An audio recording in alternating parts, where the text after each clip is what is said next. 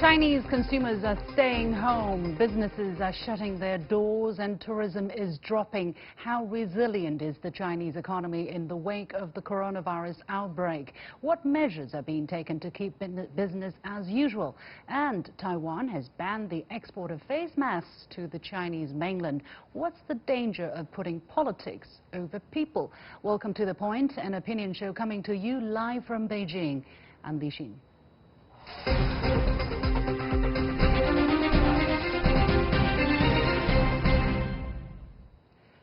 The coronavirus is hitting the Chinese economy hard. Domestic consumption is down. Businesses have temporarily closed some shops. Others are hanging in there, hoping the situation will improve very soon.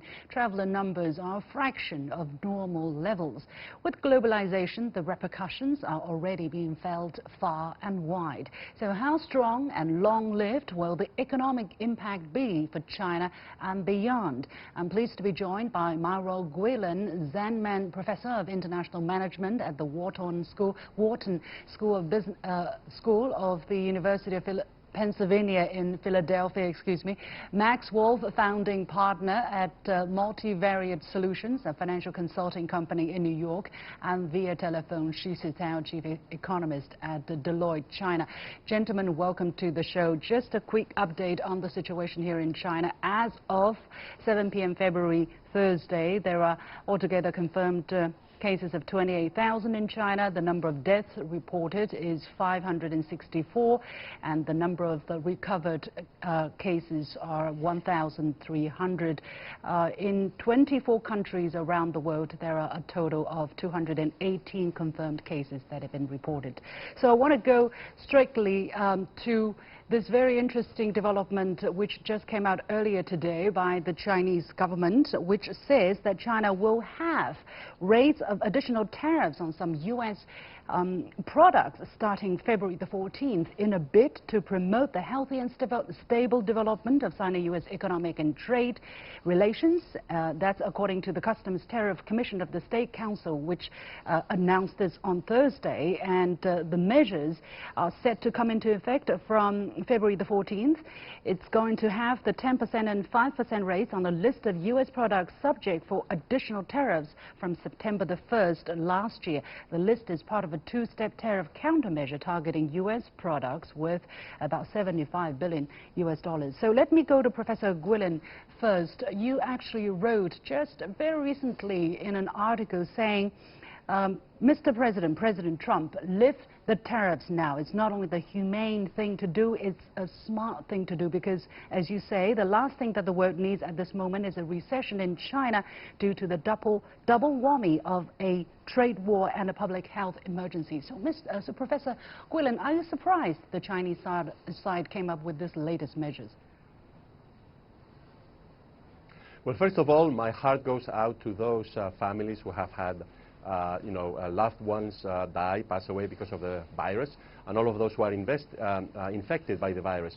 But to your question, absolutely, I think I was a little bit surprised, but at the same time, I'm very, very happy that the Chinese government has made this gesture, and hopefully the Trump administration now will also move to ease the tensions on trade so that the economic impact of the virus, not only in China, but in the rest of Asia and also in the rest of the global economy, will be as small as possible.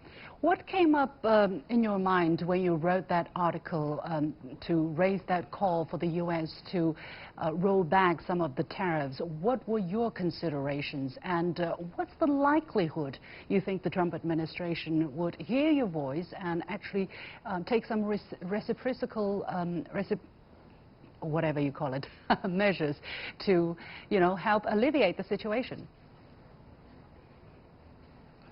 Well, I think what motivated me to write the piece is that I think it is in the best national interest of the United States to see the Chinese economy do well.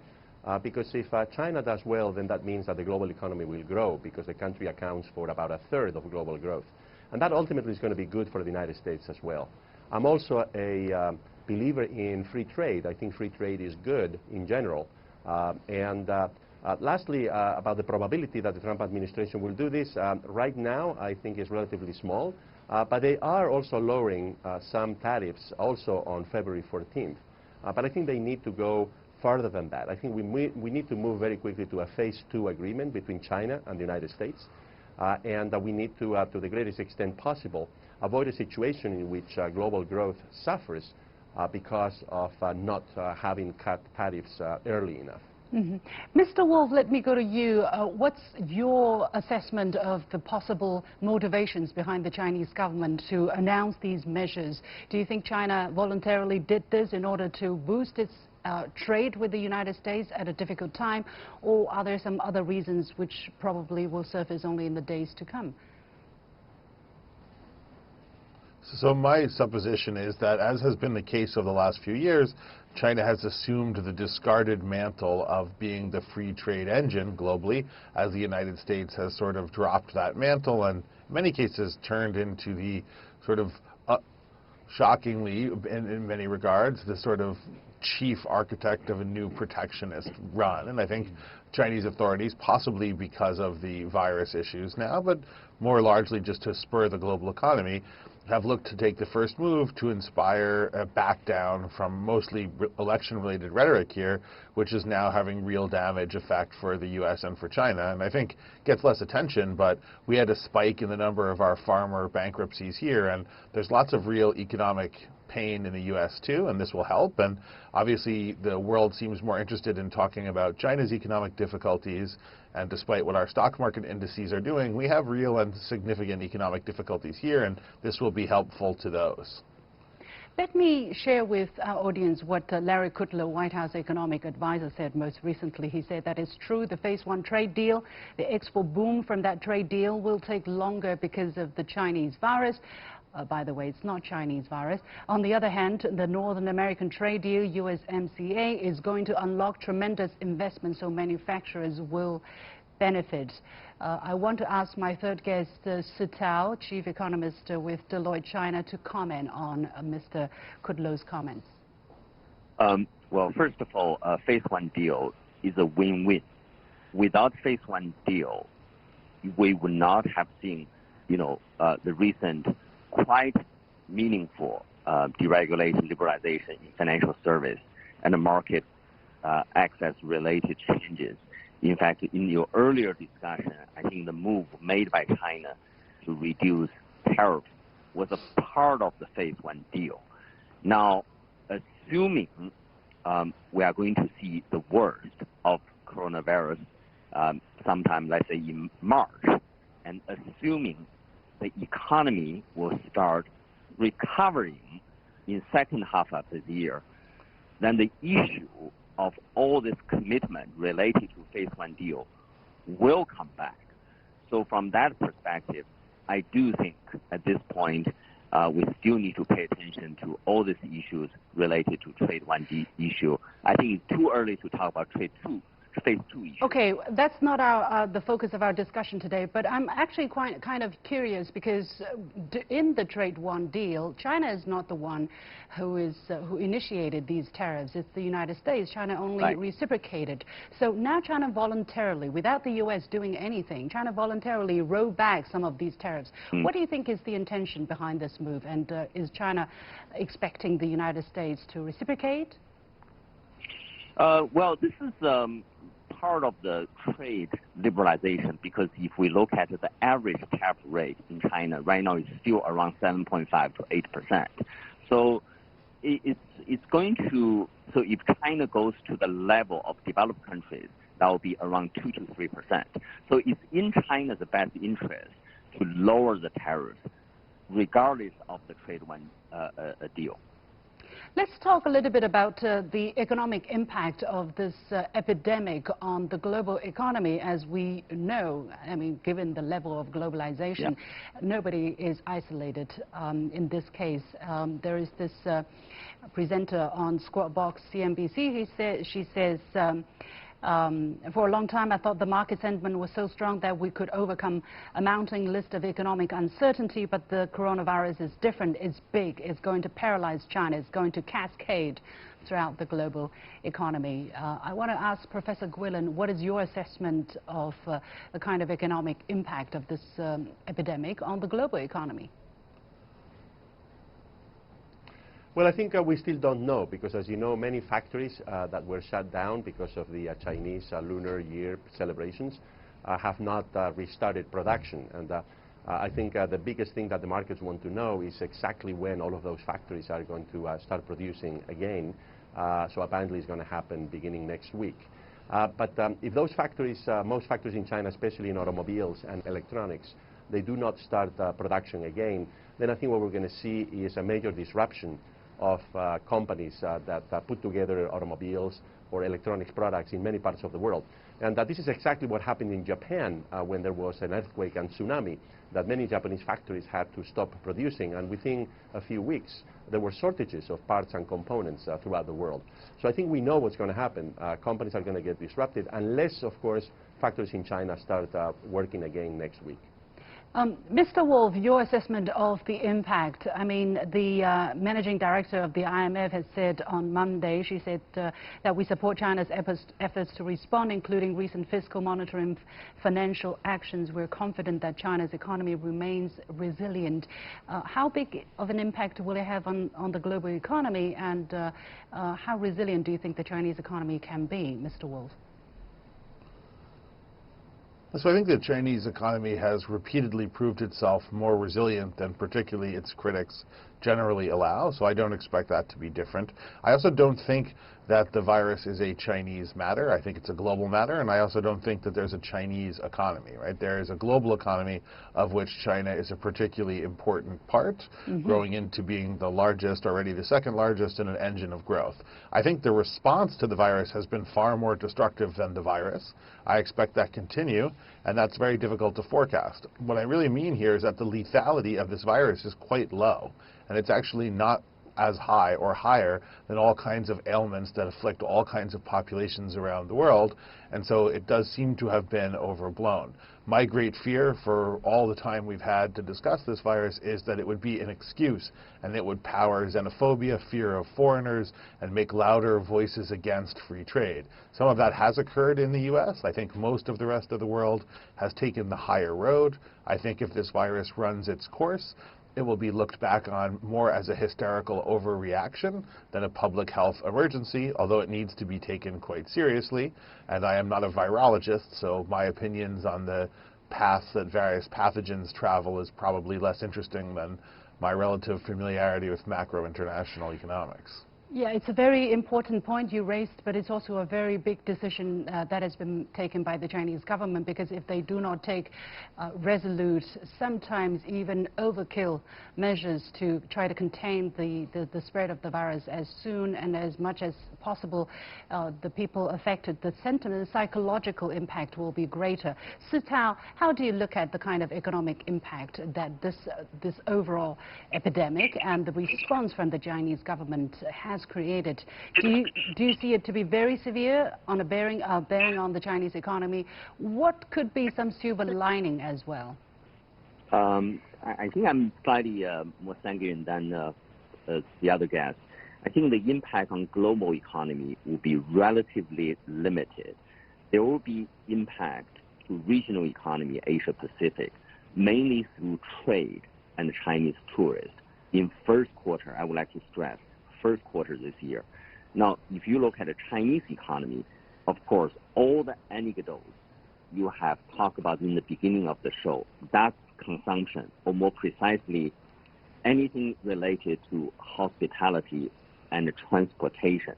So I think the big assumption is the virus continue to spread, but the speed is likely to diminish within the next 1 or 2 months. So I think that's a very important assumption. If that's the case, I would anticipate a relatively strong recovery in second half of the year. So in other words, there will be a reduction of this year's growth. My prediction is maybe around 0.5%. But the trajectory is going to be very different. It's going to be a very lousy first quarter and relatively flat second quarter, but second half I think is going to be quite strong. So on that basis, for the global economy, I think the impact will be relatively muted. I think the stock market is telling us exactly the case. All right, let's wait and see. I mean, it's fascinating to watch. There are some slogans going around which I find quite interesting, and that actually reflects the sentiments of a lot of people. They're saying when the epidemic is over, now we didn't have a good Spring Festival, but when some people are saying when the epidemic is over, every day will be a spring festive day, meaning go out, consume, eat, travel, buy, produce.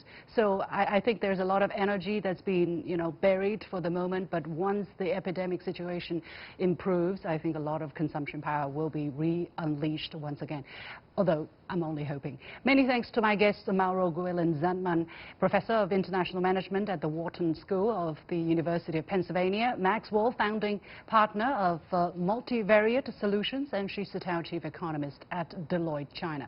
We'll take a very short break, and when we come back, China is facing a shortage of face masks as it tries to prevent coronavirus from spreading around the world, but Taiwan has banned face masks from being exported to the Chinese mainland. What's on the line? Well, the Chinese government and people are going all out to fight the coronavirus. The authority in Taiwan has been rather reserved, to put it mildly. Instead of anything else, the island promptly suspended face masks exports to the mainland. Some have also used this epidemic to revive Taiwan's repeatedly failed attempt to join the World Health Organization, a sovereign country-only organization. Is there any way one can justify such actions? What are the risks of putting politics before people? Joining me from Taipei is Joanna Lei, a former Taiwan legislator. Joanna, thank you very much for joining us. So let's talk about this decision. A little bit of background here. After reassuring Taiwanese about the supply of face masks, the senior official of Taiwan, Mr. Su Cheng-chang, finally decided last Friday to announce that they were going to temporarily halt exports of face masks from Taiwan to the island. He said, he defended his policy, saying, to save others, we must save ourselves. By the way, as of February the 5th, there are 11 confirmed cases on the island of a population of 24 million. So, Joanna, help us understand this decision. Does it stand on solid ground? Well, certainly I must emphasize that it does not reflect all the sentiments from the island. Many NPO and NGOs are trying to secure medical supplies from overseas sources to support especially the medical professionals in Wuhan. And as far as I know, a lot of these supplies are en route to Wuhan through Beijing or Shanghai. On the Su Cheng-chang decision, I think to his sort of mild defense, he made the decision when Wuhan went through a lockdown, on or about the time Wuhan went through the lockdown, which signaled to the world that the spread of the virus is at a speed or scale above and beyond previous expectation. His decision, however, triggered a mass hysteria in Taiwan, which deteriorated rapidly in Taiwan, so that now we have gone into a strict rationing system. A local citizen can only buy 2 masks a week, and that has triggered additional mass hysteria for other medical supplies. So Su Cheng-chang's announcement certainly has deteriorated and triggered greatest response in Taiwan to his dismay. That's rather unfortunate. However, I've noticed 2 contrasts here. First of all, Taiwan, according to the media, only 10 days ago, earlier than that announcement, has decided to donate face masks to Australia, 100,000, according to media reports. They say they were planning to donate. We do not know whether these masks have actually been donated. So that versus what it has decided to do for helping for the coronavirus outbreak is a rather sharp contrast, Joanna. Correct. I understand. That is why I try to draw a distinction between the general sentiment from the people, especially from NPO and NGO. As far as I know, more than 1 million face masks and other supplies have gone to China through overseas sources by NPO and NGOs.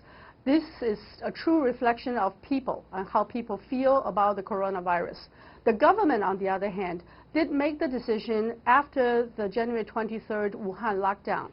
So there is an overreaction, and that overreaction by Su Cheng-chang made a huge hostility across Taiwan Straits among the young people especially, and I think that's extremely unfortunate, and that was something totally avoidable, and Su Zhenchang had made a very erroneous statement at that time. Yeah, a second contrast I've also noticed is the kind of outpouring of support, both in words and in action, in terms of donation. As of February the 5th, the governments of 21 countries have donated supplies to China to help China fight this epidemic. In contrast, again, we're not talking about another country, we're talking about a part of, let's say, part of one China. Taiwan, nothing being done, no kind words. Are we expecting too much because of the current political tension between the two sides? Not at all. I think you have every right to expect Taiwan to feel as strongly as we have responded to tsunami in Southeast Asia or the nuclear crisis in Japan. Taiwan has a lot of people making such donation and actually doing everything they can. However, we are extremely quiet because of the government's response or their government's attitudes and all those social media criticism. People are very quiet in terms of what they're doing to support mainland China. There are a lot of NPO NGOs, mine included, that we're doing everything we can. We're also trying to secure additional production lines for the medical supplies. So we do feel that we are part of the overall chain of defense, and we are also part of the overall family. That's very nice to hear, and I think it is important that we know that there are people on the island who are showing solidarity, who are doing what they can despite the headlines, the very negative headlines we are seeing. And many thanks to the people who are helping us. I do want to touch upon another very negative headline once again. This time about WHO membership. As I said, Taiwan has repeatedly asked to be a member of the WHO, World Health Organization, which is a sovereign country-only organization. But it has always been able to participate, being, you know, a non-sovereign member, non-sovereign participant, let's say, to all the discussion, and the expertise are being shared. And during this outbreak, it has also been confirmed by authorities both on the mainland and on Taiwan that experts from Taiwan were being included in the information sharing, and they were actually part of an experts team and visited the mainland, including the city of Wuhan. So, Joanna, what do you think is being hyped up there? Are they using this opportunity to gain political points once again? Well, certainly we have to separate form from substance. In terms of substance, Taiwan has been able to participate. We have experiences in the SARS epidemic and H1N1 epidemic. During those times, Taiwan has worked with mainland China and WHO experts in combating those, and has contributed its medical system and R&D expertise to help provide an overall defense line. However, I believe that the current Thai government does try to increase the visibility of Taiwan's isolation from international organizations. So they have politicized it to an extent. However, the substance still stands. It's very solid. In terms of, or in the face of the virus doesn't recognize passports or borders. No. So Taiwan does have something to contribute, especially in the medical support and research R&D capabilities. All right, let me go to our second guest who's joining us on the phone, Dr. Zhong Ho, Tao researcher at the Chinese Academy of Social Sciences. Dr. Zhong, how do you look at what has come out of the island? Of course, very much in the headline, the suspension of exports of face masks and the hyping of this so-called WHO membership issue. What is going on there? I think Madam Tsai just wishes to take the outbreak of this epidemic as a pretext or as a pretending slogan to participate in the WHO. But actually, she is just playing the trick. since the Taiwan authority is already fully informed about this relevant information. First, the Chinese mainland has been updating the relevant information to Taiwan authorities since the outbreak of this disease. On the other hand, the WHO also informed Taiwan authority about this. Third, the Chinese mainland has been inviting Taiwan experts to participate in this disease control and prevention. So from this, we could find that Taiwan authority is not preventing disease, but actually it is just making use of this disease for its political purpose. That is to extend its international participation, just as Joanna was saying, increase its visibility. All right. Finally, let me go to Joanna once again. What's the situation with the treatment and the prevention against this virus? Do you feel things are being done in an orderly manner, that there is enough capacity and people are relatively calm? Well, Taiwan has a fairly solid medical system and research capabilities. However, due to the mismanagement and especially all the signals sent by the government initially, there is a mass hysteria around the whole island. People lined up in different places just for a simple face mask. So I think the island currently, even though it has a good track record, is still quite vulnerable in devising an overall disease control and prevention plan. It is not in place at this point, and people are quite worried at this point. Do you think Taiwan might need help? Do you think there is any need for anybody, you know, Hong Kong asked for face masks from the mainland for help. Do you think Taiwan could possibly use some of those similar kind of help? Very briefly, Joanna. Absolutely. People have said to the people in Taiwan that in the past we import over 100 million face masks from mainland China in the past. So what is this point about not exporting to mainland China? It doesn't make sense at all. The world is linked, and we are very tightly linked to the overall defense line. If we don't work together, we cannot defend ourselves at all. Basically, if China cannot contain this virus as soon as possible, everybody has... Taiwan cannot defend itself. Right, right. Many thanks to Joanna Lei, former Taiwan legislator, and Dr. Zhong Ho-Tao, researcher at the Chinese Academy of Social Sciences. Many thanks. And that's it for this edition of The Point. With me, Liu Xin. As always, you can follow me on Facebook and Twitter using the handle The Point with LX. Download the application called CGTN to watch the show on your mobile devices, or go to YouTube and look for CGTN The Point. Thanks for watching. You've got The Point.